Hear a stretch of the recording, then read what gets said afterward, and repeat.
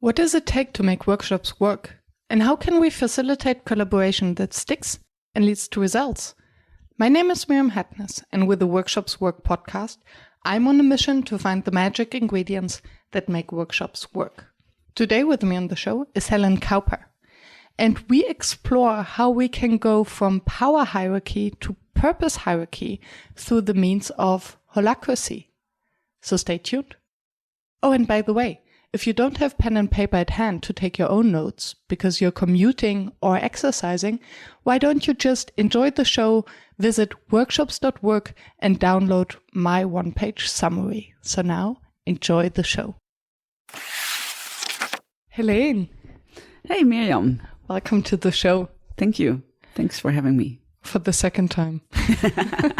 I apologize.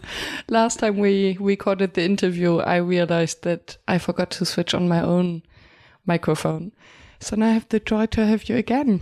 Yeah, well, I can deepen my learning and see how much I remember from last time. Well, I don't, so it's just all new. Okay, great.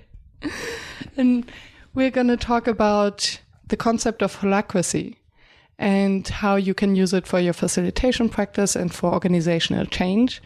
And maybe before we dive into that topic, you can give us a short introduction. What led you to facilitation and to holacracy? Yeah. So what's your story? I have to think. I've been working in organization development for about 12 years now, I think. Mm. And before that, I've done a lot of work in personal development, which for me is pretty much related, because I think that organization development should lead to more consciousness in organizations, and personal development is also about more consciousness in yourself. And at the end of the day, an organization is primarily a group of people. So, so the more people are developed, the more consciousness there will be in the organization, I believe. And of course, when you are in organization development, you will start facilitating groups as well. So that's how I came to learn about facilitation. And So would you call yourself a facilitator? Well, it's not my primary job. Mm-hmm. It's one of the means I use to help organizations transform. Mm-hmm. But it's not necessarily my main topic. Yeah, I can see that. And as I say this, I'm thinking, is that true? Because I teach people how to facilitate meetings. Mm-hmm. And then you are not facilitating workshops, but you're still facilitating processes. And also the people I teach them how to facilitate the process. So I guess then I am facilitating. Yeah, and I think facilitation is also not only about the process, but about group collaboration. Mm-hmm. So how do you make it easy for them to go through a conversation, through conflict? Yeah, so maybe I am a facilitator. Yeah. Yay! One more. So when you teach how to facilitate meetings, what are the key things that you would emphasize? Well, when we use holacracy, what is important is that it is about the work. It's not about... So that's really different from other types of facilitation. When you facilitate holacratic meetings, it's about work that needs to be done. Mm-hmm. And it's not about people feeling good or about, well, primarily that. So that may seem pretty cold to some people, but it is meant to make the work and to achieve something, to create something in your organization. And so that's one of the things we focus on. Like, what are we here for? What do we want to create? And then from that, it's a lot about what do you need to be able to create that. So the interesting thing is, in a holacratic meeting, you're hardly ever talking about how do you feel? Do you feel heard?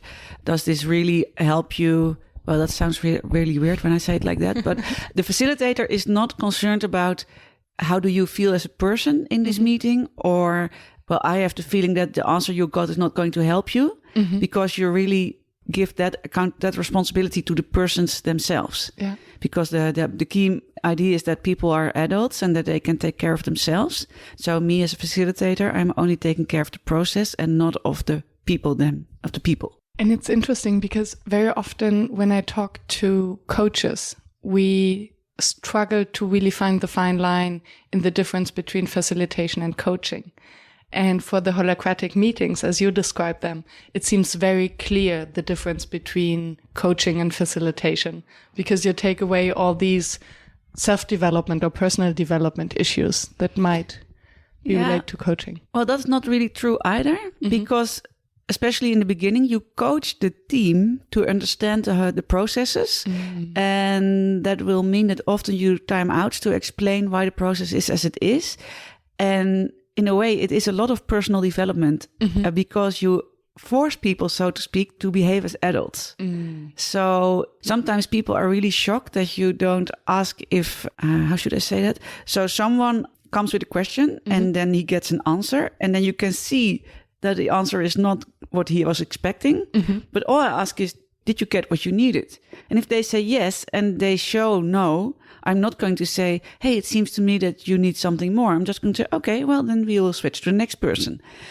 So I'm not going to take care of this person. If he or she is not going to tell me that it's not enough, then I'm not going to fill it in for them. So everyone has clearly to articulate what they need and what they want from the group, which is always work related. Yeah. And the fun thing is that really helps people to grow up quickly. So that's really interesting. So if you come up with something, I will just say, what do you need? Do you need information? Do you want to share something? Do you need an action from someone? Do you need a result? Do you want to expect something from someone in the group? And then it's up to you to decide what is it that you need. And I may help you a little bit to find out, but I'm not going to fill it in for you. And sometimes we are really used to just throwing a problem on the table and then leaning back and hope that someone else will solve it for us. Well, we just don't do that. And that creates a lot of personal development very quickly. Yes, and I can imagine that it also resolves or helps the group not to jump into complaining and conflict mode, because you always keep it on the very instrumental or operational level. Yeah.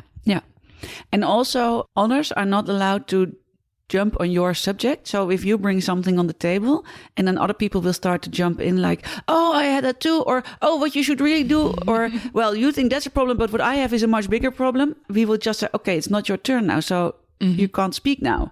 And that will help people to realize, when am I contributing to what is on the table, or when am I just doing my own personal thing that helps me but is not good for the process, or I just want to talk because I like to hear myself so much. And we really teach people discipline, like when am I adding value to this conversation and when am I just walking my personal path that is fun for me but not valuable for the group. On my own agenda. Yeah. And maybe before we follow through the learnings of holacracy and when it could be useful, also maybe for teams who don't apply it, maybe we can take a step back to get the listeners who might not be familiar with holacracy just a nutshell of what is it? Sure. Yeah. What is holacracy and how does such a meeting structure look like in the holacratic way? So holacracy is, well, it is two things. It is, in one way, it is a method to become more effective in the way you work. And on the other thing, it was developed, it was invented to change the power structure in organizations. So in the core, it is developed to become a self-managing organization where there's no power hierarchy, but a purpose hierarchy. But you can still use a lot of it if you are in a power hierarchy, but then to make your meetings more efficient. So that's two different things. And what is one of the principles is that you are very explicit who is accountable for what. So you make really clear which roles. You look at what you want to create, and then you look which roles do you need to create this, to get to this result. For example, you want to bake a pie, and then what do you need? Well, you need flour, you need butter, you need eggs, you need sugar, and then who is going to get all that stuff, for example. And then when you are meeting, you will not talk about how do you feel about this cake or whatever, but it's just like, okay, so I'm the baker and now I do have the flour and the eggs, but I'm still waiting for the butter. Person with the butter roll, can you please tell me when you will get me the butter, for example? Yeah, so it's very result oriented. And so that's one thing. So you have all these meetings are just about what do we need to do to get the work done, to create a purpose that we were here for. And then that's the one kind of meetings, the tactical meetings. And then we have other meetings. They're called the governance meetings. And they are a kind of an agile system for the way your organization is structured. So you will always look, the way we organize now, is that the most helpful, or would it be more helpful to make adjustments to the way we are organized? So adjustments to roles or adjustment to how you group roles together. there's a very clear process of how you can make all kinds of small reorganizations so that you don't need to do big reorganizations. Okay, because I immediately thought that for these governance meetings, you really have to have the entire transformation in place, because I wonder how would the hierarchy, how would the top management react if you suddenly decide on different roles and responsibilities in a meeting? Yeah, that's a thing. Yeah. So if you're still in a hierarchy, it would be the most easy to start with the tactical.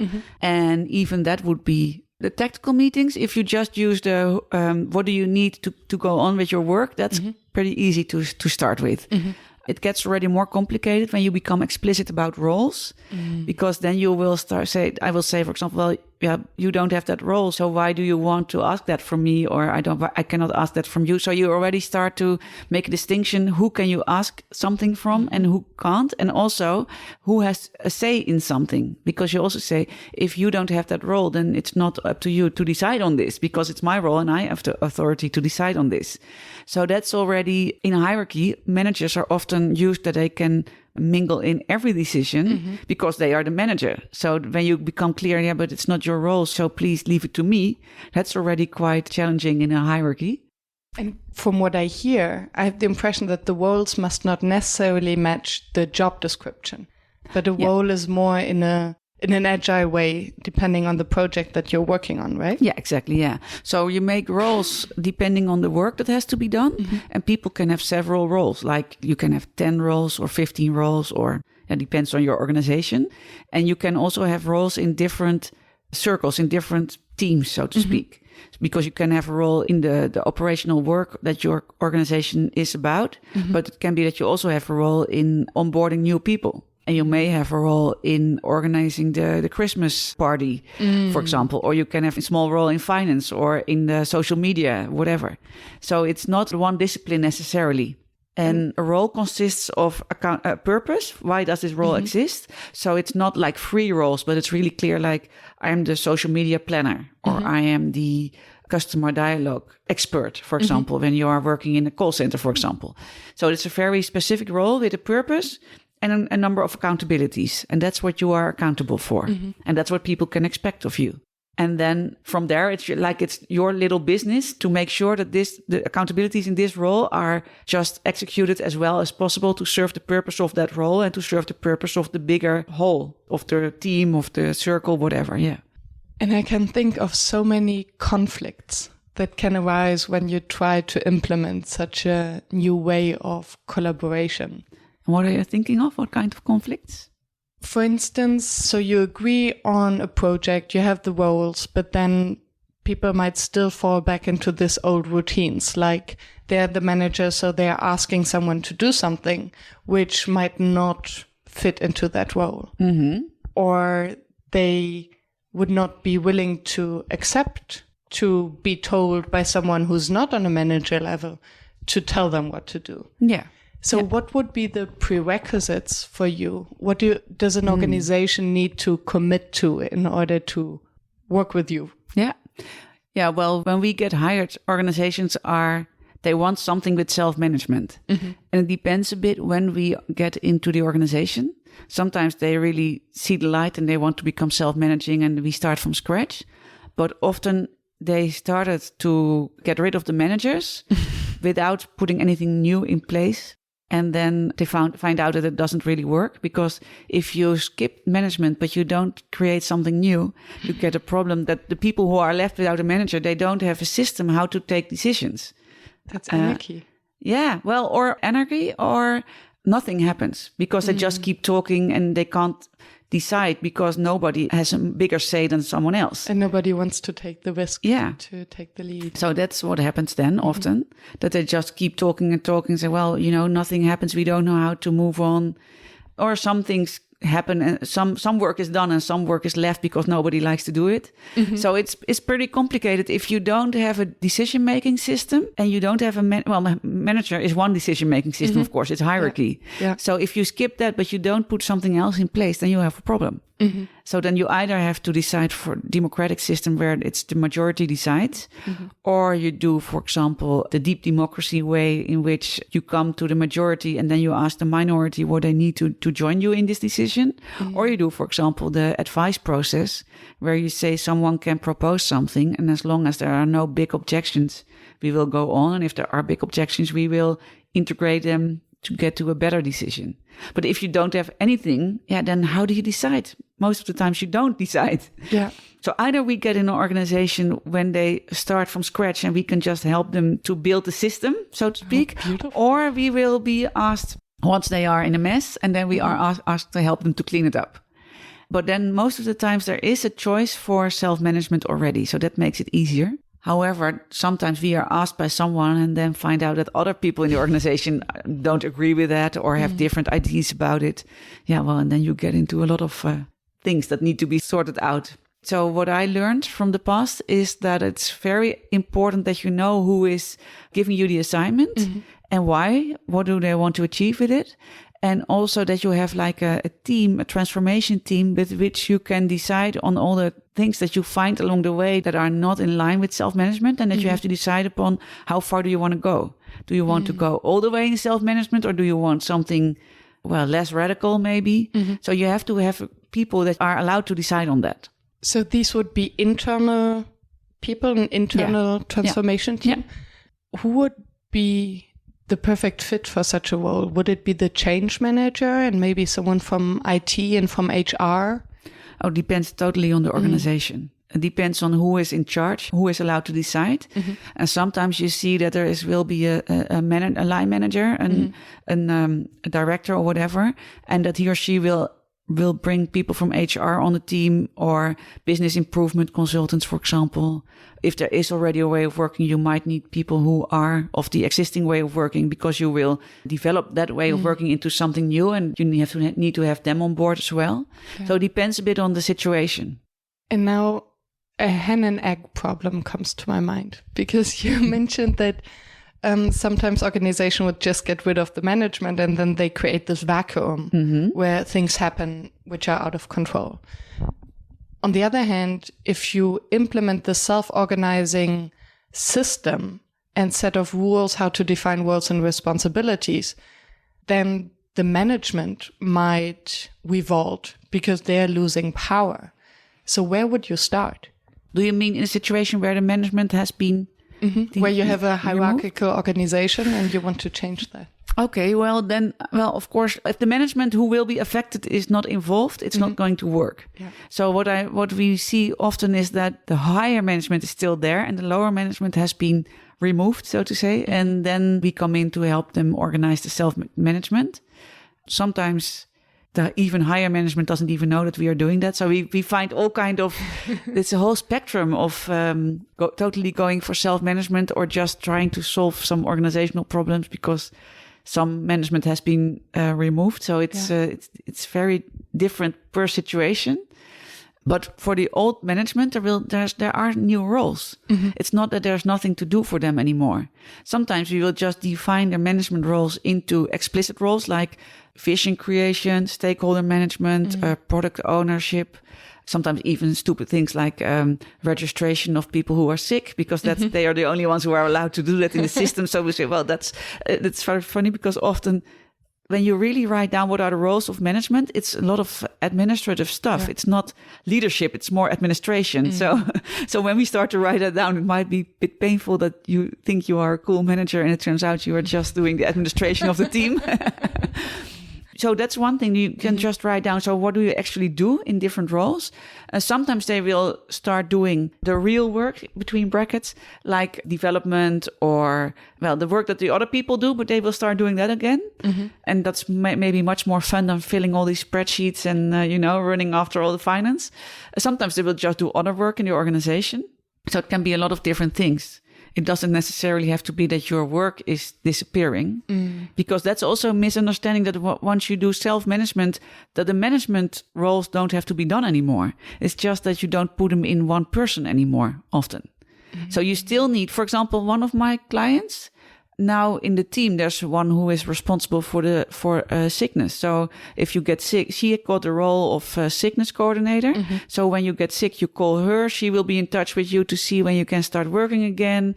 If you have to reintegrate after a long sickness, she will look in the team who can, what kind of work you can start doing that is not too heavy. That you. So for example, I will be in a team meeting and she will say, so and so is coming back after sickness. What kind of work do you have at hand that she can start with, for example? So she will do all that work that the manager used to do, and she's now doing that.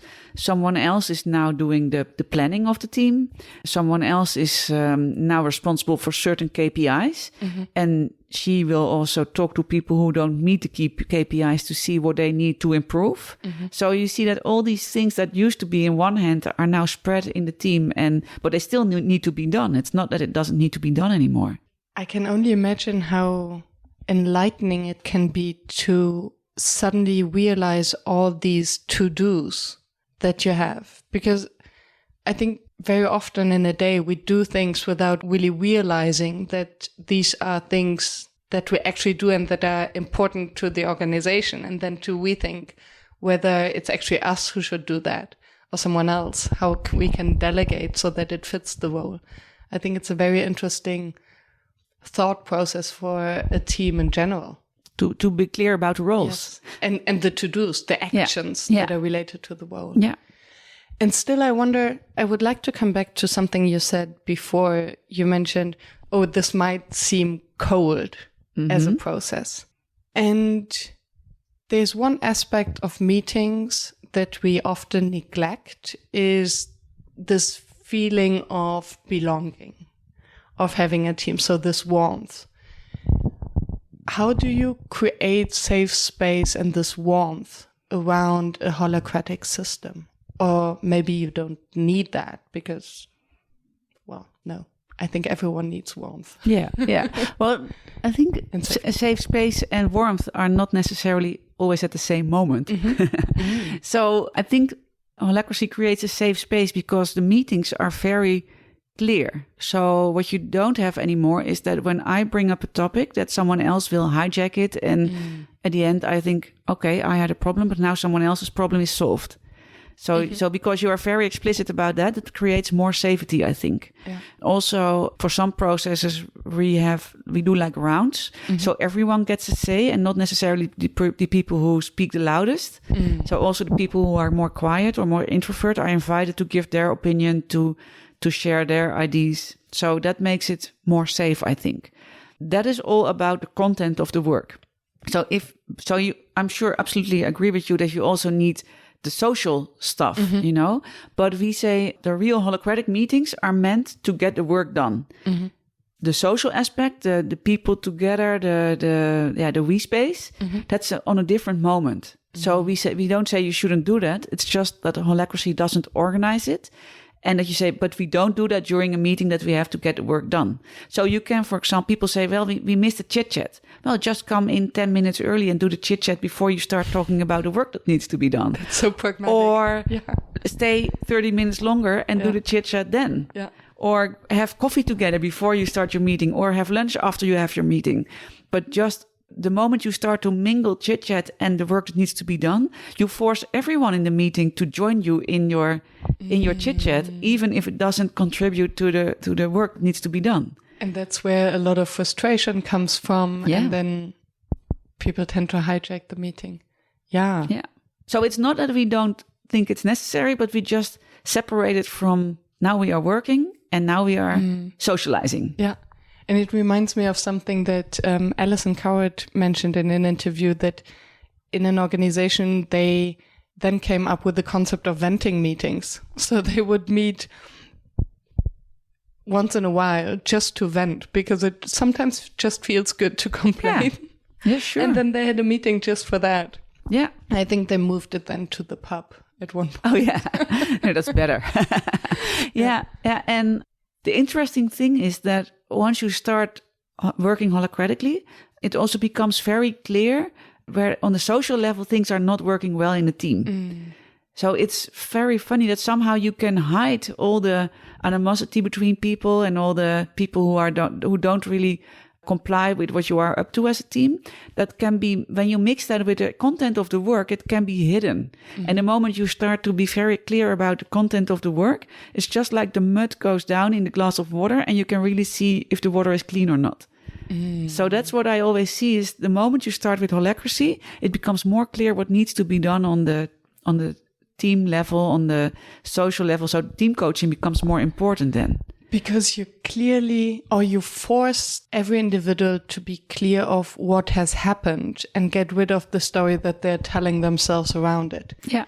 So if you ask, what do you need? Then you have to come up with something very tangible. Yeah, exactly. And it's not about how an action of someone made you feel, but how it impacted you. And also when you start to work with these roles and you become very clear who has accountability to decide on things, it becomes clear where you don't trust each other. If people, for example, for the whole time they want to check on each other, then you know that there's a lack of trust. So that becomes clear. And also so we work in circles in holacracy. Every circle has a very clear purpose. And you also start to see when people don't want to do the things that contribute to the purpose, but just want to do what they like themselves. So for example, I worked with one organization, it was a project organization, and they wrote this beautiful purpose. And then it became clear that some of the projects they were doing for the customers contributed to this purpose and other projects didn't. So the obvious thing would be to stop with the projects who didn't contribute to the purpose. But some people simply refused to do that. They said, well, this is the project I like, and I don't like that project. So I don't want to do the project that contributes to the purpose. I just want to do the project that I prefer myself personally. And then it becomes a hobby. Yeah, and that became very clear. Yeah. So that is really...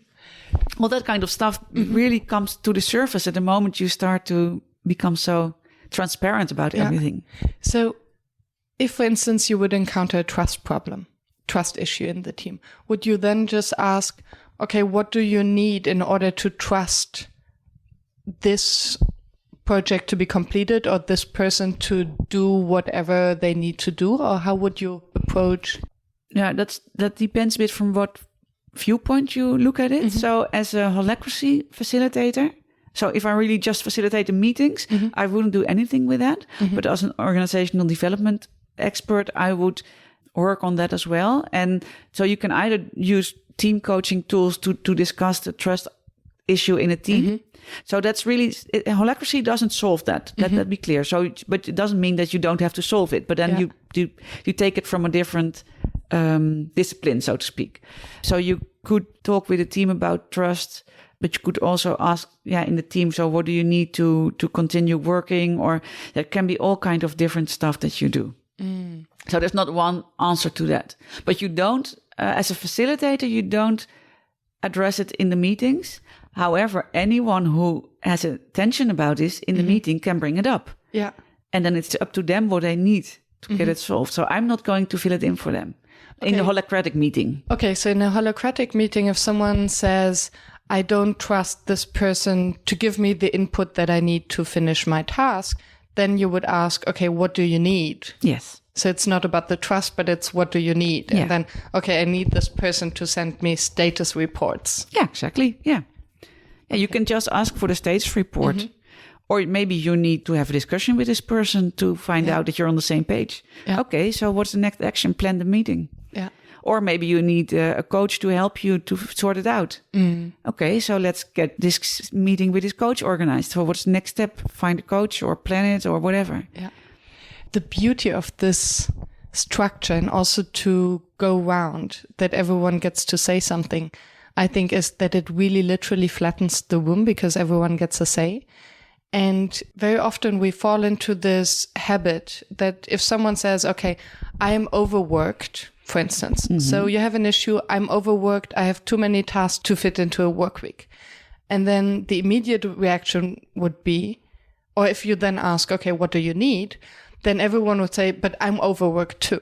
And if I understand you correctly, the holacratic way to approach that would then be, okay, we hear that, but this is not regarding this topic, what this person needs. So we'll first solve that and go around how everyone could contribute or think about that. And then you address the others.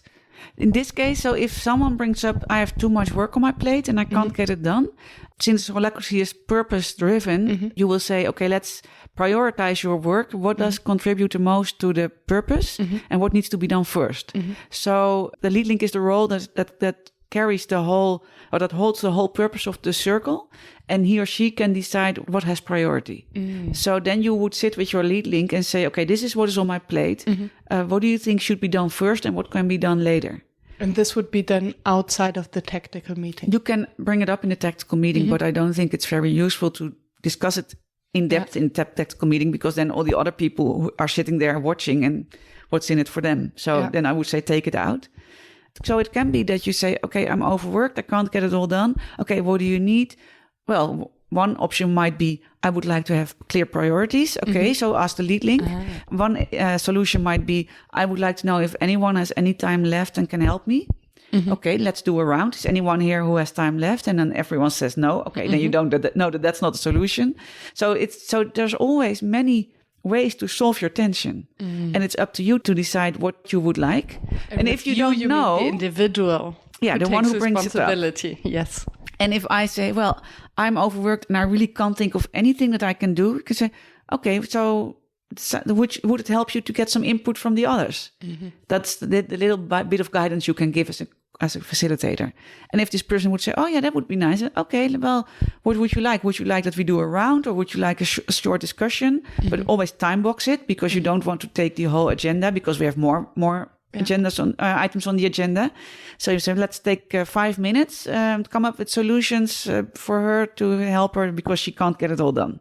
And then, okay, so now you heard everything that has been suggested. Is there anything you need now that you want to work on, or that did any of these suggestions give you a clue what you can do?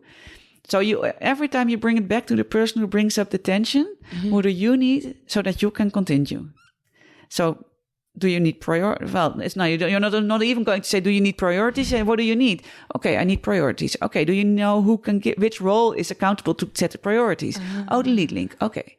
Or, well, I would just like to know if someone else has time. Okay, how do you want to find out? Do you want to do a round? Do you want to ask? Okay, ask. I need suggestions. Okay, how do you want suggestions to come to you? Do you want a short brainstorm? Do you want a round? Whatever. So you bring it back to the person who has the problem, or who has the tension. What would help you to do now? What's the next action that we can do? Hi, this is Andrew. I'm a facilitator and head of customer success at Session Lab, the dynamic workshop planner tool. More than 30,000 facilitators, trainers, and coaches use our workshop planner tool and save time and effort in the design process.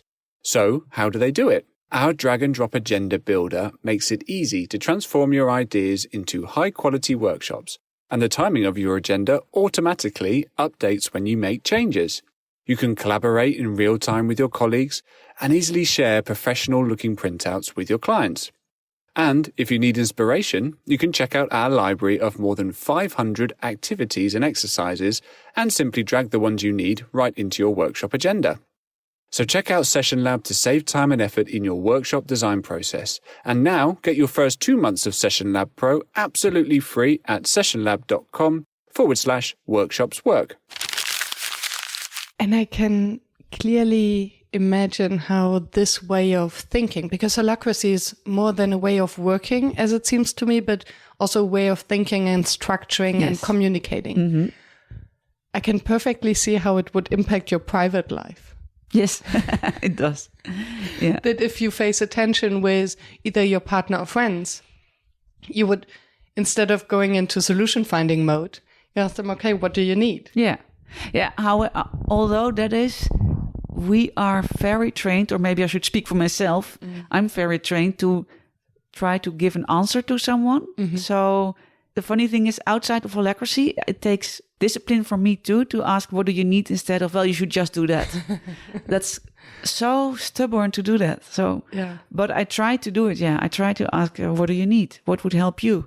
Because that's a really funny thing. We will give people solutions, and if they don't want them, we get upset that they don't want them. But we never ask if that's what they need. Yeah. And that's kind of a weird system. And the other way around, if someone throws solutions at us that we haven't even solicited, then we get upset. Yeah. Because maybe we just want to being acknowledged or having someone to listen to us while we find our own solutions. Yeah, and that's the funny thing in a holacratic meeting. If someone would bring something to the table, for example, we are with 4 coaches who are working for a customer, and then we have our weekly meeting, and someone will say, well, I'm a bit worried about what's happening in my team that I'm facilitating. Silence. And then the facilitator will say, so what do you need? I don't know, nothing. Okay, so you just want to mention this. Okay, let's move to the next topic. And if you need something, ask for it. But if you're not going to ask for it, you will not get some. We will not jump in and say, oh, maybe you should try this, or maybe you should look what I did, or whatever. No, we will just leave it to you, which is sometimes really awkward. But it's also kind of raising you to become an adult and take responsibility. Yeah, it's empowering. Yeah, and I think even in the private context, maybe you would put more warmth in the way you're asking the question of what do you need.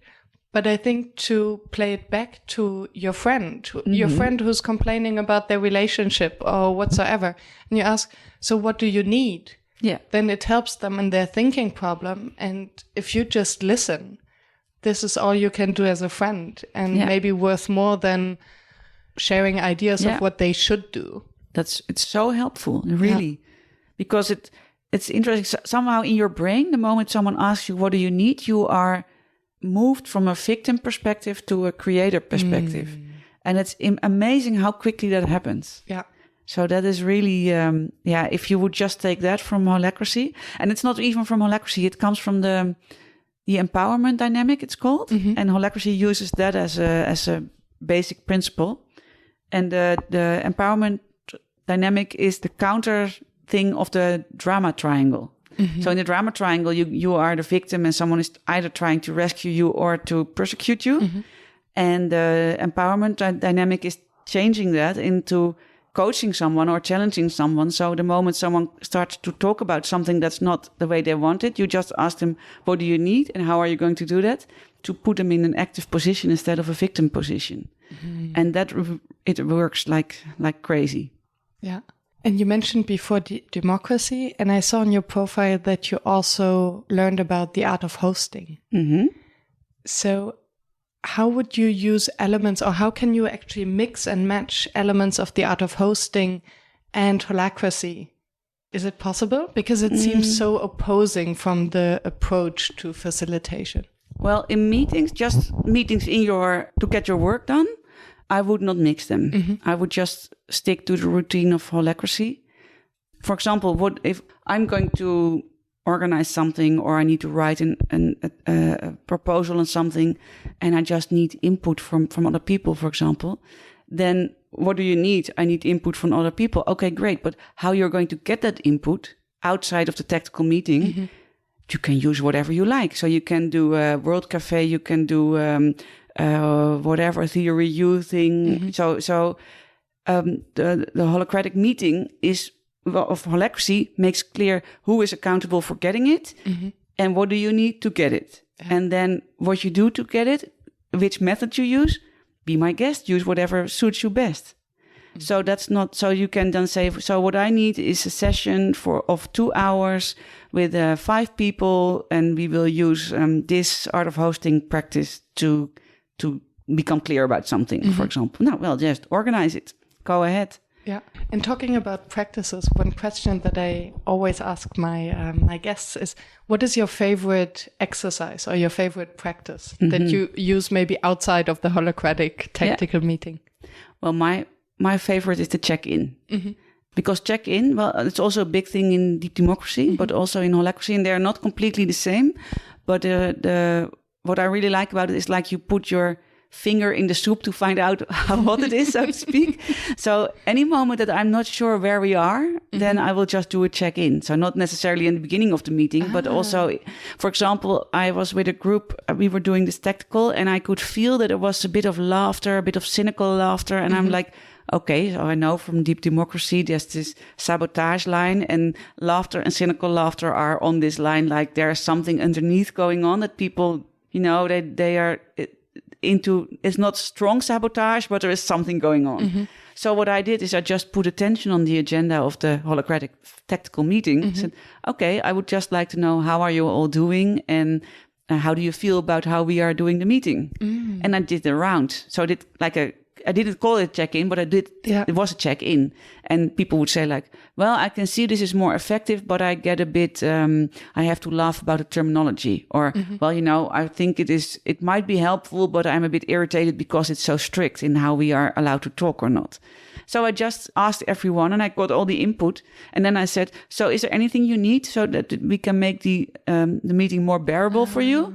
And they said, well, no, actually, it's okay. It's just that we have to get used to it. And then the code was from the air, So I just, what was under the waterline was on the table at that moment. And they had all had an opportunity to tell what was bothering them. And then we could just go on. Beautiful example. Yeah, I think so. Yeah, it worked so well. Yeah. And you said that the check-in in holacracy would be different. So how does a check-in in holacracy work then? The check-in in holacracy is very simple. Just share how are you doing and what is keeping you busy so that you can bring your full attention to the meeting.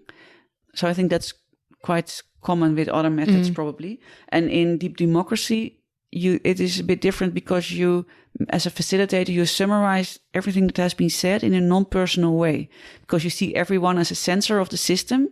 So if someone says, I'm nervous about this meeting because I'm not sure if there things are going to be said that I don't like, you will say, as a facilitator, you will summarize it. There is the fear that things may come on the table that are awkward, for example. But you don't say, she said that, but it's just, it is in this group. There is the fear that this might happen. So you make this kind of impersonal summary to describe the whole field of the group.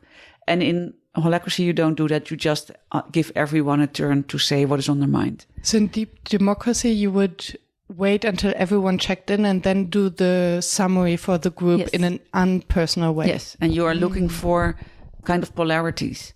Okay. So there is excitement about this meeting, but there is also fear. We really like to start working on this, but there's also stuff at home that is keeping us busy. Now, well, like that. Yeah. Part of us wants to be here, and part of us would like to leave immediately. So then it's more the fabric of the whole group. And it's not like, so the people who mentioned it, they are kind of mentioning it for the whole and not for themselves. But apparently they feel it, so they bring it in, but it's not necessarily that others don't feel it. So it becomes a reality without judgment. Yeah. And then you can also be aware of what is not mentioned. So if everyone is saying that it's such a pleasure to be here, but there's always something that doesn't want to be here. So you know that it's not said. So what is going on there why nobody says out loud that it's also, this is taking a whole morning. Why do we have to spend the time here? For example, I have so much work to do and now I'm spending a whole morning in this session. You can be sure that someone is feeling that somewhere, but it has not been said. So that's interesting to know as a facilitator. That might be a taboo or whatever. There is something that it's not said out loud. Yeah. But that's much more time consuming and bigger exercise than it is if you have a meeting of 1 hour, you just want a quick check-in. Yeah. And then you go on, but it gives you all the information, of course, about what's going on in the group. Very interesting to mention the differences in the approaches. So for you, with all your experience with the different methods and having facilitated all kinds of meetings in conflictual situations, what makes a workshop fail? I have to think, because I'm thinking when I do a tactical meeting, it's not really a workshop. Well, what makes a workshop fail? One thing that comes to mind to me is if there's no room for the opposite view. So I remember when I started as a facilitator, I felt like, okay, I'm hired often by a manager to do a workshop and we need a certain outcome. And if I would start and I would feel that people did not want to go there, I got really upset because I had to get them somewhere. And if they didn't want to go there, then I had to think of something magical to get them there. Yeah. And now I'm much more like, there is what is there. And this is where we are. And we can't force ourselves to get somewhere if that's not where we are. So I think a workshop fails when it's not allowed that this happens. I'm not sure if I'm very clear how I say this. Absolutely. So that's why deep democracy helped me so much, because deep democracy is very much about all the viewpoints matter. And if you ignore one, then it will start working under the waterline and creating a bad vibe, so to speak. Yeah. So it's important to get it on the table so that everyone is aware of that viewpoint. And I think there's also a similarity with holacracy, that all opposing viewpoints are considered as valuable and as important input. So that's, for me, if that's not possible, then a workshop will fail. Yeah, any meeting. Yeah, or a meeting, yeah. So how would you deal with this situation then nowadays, where you have been told the purpose or the expected outcome of a session from your client, and then you feel that the group doesn't want to go there? Then I think it would be interesting to discuss why they don't want to go there, for example, or where do they want to go instead. So I don't feel anymore that I get hired to bring people somewhere, but I'm more hired to expose where they are and where they need to go somewhere.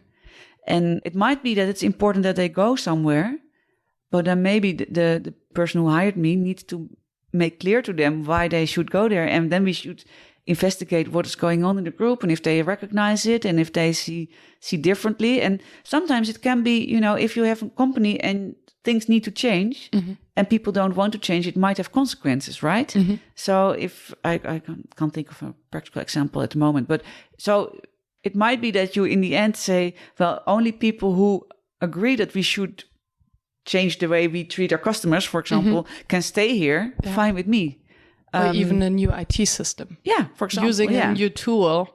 Might be, and some people might feel resistant to. Yeah, so it can be that we say, okay, guys, we have this new IT system and we all need to use it. And you can use a workshop to find out what is holding people back. But if people really don't want to comply, then the conclusion might be that you cannot work here anymore. That could be. But that's something else, and that I am forced as a facilitator to make everyone want to use it. I can't do that. Yeah. It's impossible for me to do that. You're not a magician. And no. And you cannot force people. No. Especially when you're going to leave the room anyway, assuming that they will stay in the organization, you leave. Yeah. So, for example, this person who didn't want to do the projects that were helpful for the purpose, well, in the end of the day, I would say if you are in this team and this team works for this purpose and you don't want to do work that helps for this purpose, then maybe you don't belong in this team. And no hard feelings. Maybe you should go somewhere else in your organization. But if you don't want to work on what we are working on, then what are you doing here? How did this person react? Well, I didn't say that because it didn't happen that I had to say that, but that's how I feel about that. Yeah. So then it's not that I feel that I should get her to want to do this. It's more that I think let it become clear that she doesn't want to do that. Yeah. And then discuss about that. How important is it then that this client or the manager is in the meeting to really experience and to see that the group is not going there? Or can it also be add difficulty? I think depends very much on where we are and what the topic is. I'm going to facilitate a workshop in a few weeks with a team, and they have to discuss. There's a new direction in that organization, and they have changed the teams, and they have their new purpose, so to speak, and they have to discuss. So what do we need in the way we structure, in how we cooperate, and in our personal behavior? So the it, the we, and the I, so to speak. I think it would be helpful if the manager is not around, because then they can speak freely, and they don't have to fear that, or they don't have to censor themselves. I think it is important that he is there to put in the beginning, this is where I believe we should go, and do you recognize it? I think he should have that conversation with them. Maybe he should even say, well, it's not an option anymore. This is where we are heading. And if you can't deal with that, then we have to discuss about that. Yeah. But then after that, I think it's okay that he leaves and that we discuss with the team. So if this is where you are heading, what needs to be done? Yeah. And so that he or she really drafts the outlines, what's in and what's out, what can we change, what can we discuss, and what is basically a waste of time to discuss because you cannot change it anyway. Yeah.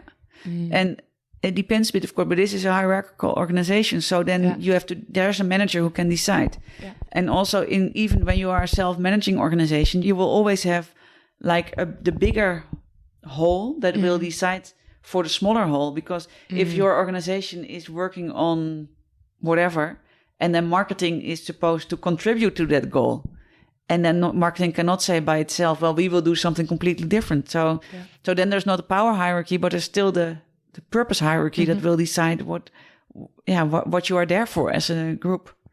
Purpose hierarchy. I love it. I love the concept. Yeah, it's wonderful. Yeah. We're approaching the end of our conversation. And I just wanted to check with you whether there's something that you would have liked to share, that you would like to share, that we haven't touched upon yet. I have the feeling that we have a completely different conversation than the first time. Absolutely. But I'm trying to remember if there was something we talked about then that we should cover. I have no idea. Do you have anything? I'm very happy with this kind of conversation and how it went. We covered a lot of things. I think so. And we went a long way. So if someone fell asleep after minute 1, just woke up but doesn't have time to listen to the entire show, what you would like this person to take away? The power of treating everyone as an adult in your organization.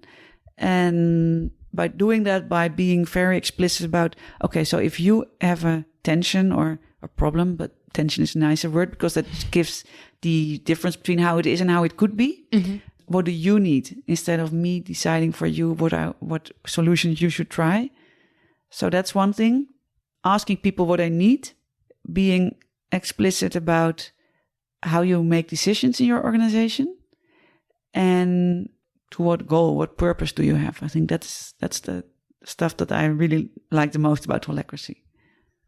Thank you so much for sharing all your experience and expertise, and for all the example. I think that there's so much we can really implement and use to our daily facilitation practice without changing an entire organization. I think so, and yes. Be more aware of the way we communicate. Yeah. Awesome. Thank you. Thanks for having me again.